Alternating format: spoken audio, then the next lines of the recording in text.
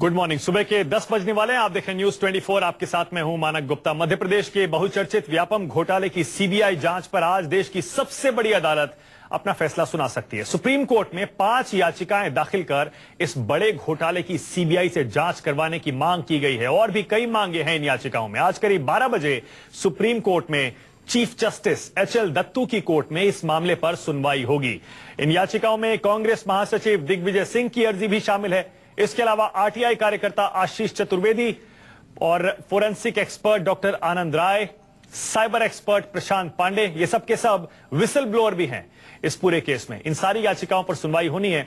इन याचिकाओं में व्यापम घोटाले की जांच सुप्रीम कोर्ट की निगरानी में सीबीआई से कराने की मांग की गई है, जबकि एक और याचिका है जो एक वकीलों के संगठन ने दायर की है। इस याचिका में मध्य प्रदेश के राज्यपाल राम नरेश यादव को पद से हटाने और उनसे पूछताछ की इजाजत की मांग की गई है। राम नरेश यादव पर भी व्यापम घोटाले में शामिल होने का आरोप लगा है। गवर्नर राम नरेश यादव के खिलाफ एफआईआर भी दर्ज हुई थी, लेकिन हाईकोर्ट ने उस एफआईआर पर आगे कार्रवाई करने से एसटीएफ को रोक दिया था। तो सुप्रीम कोर्ट में आज 12 बजे के आसपास बहुत ही अहम सुनवाई होनी है। आपको पता ही होगा कि अब तो मध्य प्रदेश के मुख्यमंत्री शिवराज सिंह चौहान खुद भी सीबीआई जांच को तैयार हो गए।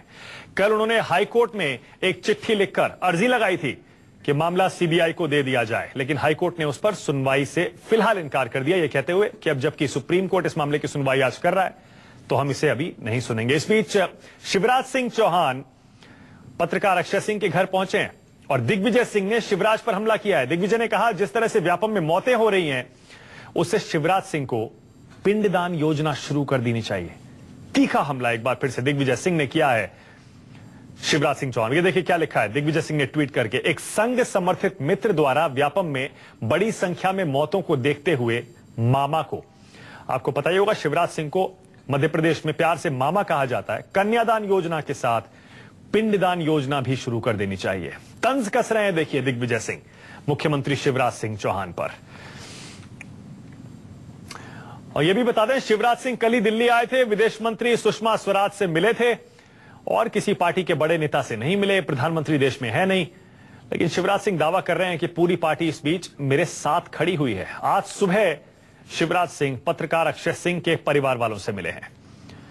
पत्रकार अक्षय सिंह जो कि व्यापम घोटाले की खबर को कवर करते हुए ही आज सुबह शिवराज सिंह पत्रकार अक्षय सिंह के परिवार वालों से मिले हैं। पत्रकार अक्षय सिंह जो कि व्यापम घोटाले की खबर को कवर करते हुए ही उनकी मौत हो गई थी, वो भी संदिग्ध हालत में। तो फिर से आपको बता दें इस देश के सबसे बड़े घोटालों में से एक व्यापम घोटाले की जांच सीबीआई से क्या होगी और क्या सुप्रीम कोर्ट की निगरानी में होगी, इसका फैसला आज सुप्रीम कोर्ट में हो सकता है। हालांकि मध्य प्रदेश सरकार अब खुद सीबीआई जांच को तैयार हो गई है, लेकिन क्या सुप्रीम कोर्ट की निगरानी में यह जांच होगी, यह आज सुप्रीम कोर्ट में तय हो सकता है। चीफ जस्टिस एचएल दत्तू की कोर्ट में आज इस मामले से जुड़ी सभी याचिकाओं की सुनवाई होगी और बड़े बड़े कानून के जानकार, बड़े बड़े वकील इस मामले में बहस करने के लिए कोर्ट में मौजूद रहेंगे। व्यापम घोटाले को सामने लाने वाले आशीष चतुर्वेदी ने भी उम्मीद जताई है कि सुप्रीम कोर्ट आज इस घोटाले की जांच सीबीआई को सौंप देगा। जो भी हो, पर इस मामले का पूरा सच सामने आना चाहिए। आपको याद ही होगा Madhya Pradesh professional examination board, यानी कि जिसे हिंदी में व्यापार मंडल परीक्षा बोर्ड, व्यापम शॉर्ट में कहा जाता है, इसके जरिए सरकारी नौकरियों में भर्तियां होती हैं और मेडिकल और इंजीनियरिंग कॉलेजों में दाखिले होते हैं। इसी में बड़ा घोटाला हुआ पिछले 4-5 सालों में।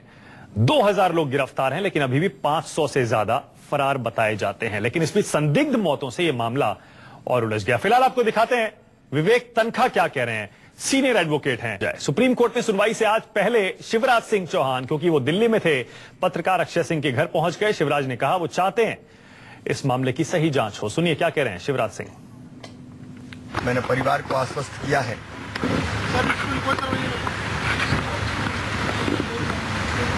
कि जो भी निष्पक्ष और बेहतर जांच हो सकती है सरकार अपनी तरफ से कोई कसर नहीं छोड़ेगी। परिवार ने सब कुछ खोया है, लेकिन मेरे लिए भी ये जिंदगी का मिशन है कि बिल्कुल सच सामने आए। इसलिए बिसरे को हमने एम्स में भेजा है। सीबीआई जांच करे, यह हमारा आग्रह रहेगा माननीय सुप्रीम कोर्ट में भी, सीधे भी। और ये मेरी जिंदगी का मिशन है कि ये सच सामने आना चाहिए, मैं कोई कसर नहीं छोड़ूंगा। तो शिवराज सिंह खुद कह रहे हैं कि सुप्रीम कोर्ट में आज उनकी सरकार ये मांग करेगी कि मामला सीबीआई को दे दिया जाए। सुप्रीम कोर्ट से हमारे संवाददाता प्रभाकर मिश्रा हमारे साथ जुड़ गए हैं। प्रभाकर, अब किस तरह की बहस होगी जब मध्य प्रदेश सरकार खुद ये सुप्रीम कोर्ट में कह देगी हम तैयार हैं, आप सीधे सीधे ये मामला सीबीआई को दे दीजिए, क्या होगा सुप्रीम कोर्ट में? देखिए मानक, ऐसे मामले जब आते हैं और सीबीआई जांच की मांग जब की जाती है तो जो प्रक्रिया होती है वो ये होती है कि सुप्रीम कोर्ट कंसर्न स्टेट से जवाब मांगता है, नोटिस करता है कि भाई इस मामले को सीबीआई को क्यों जाना चाहिए और क्यों नहीं जाना चाहिए।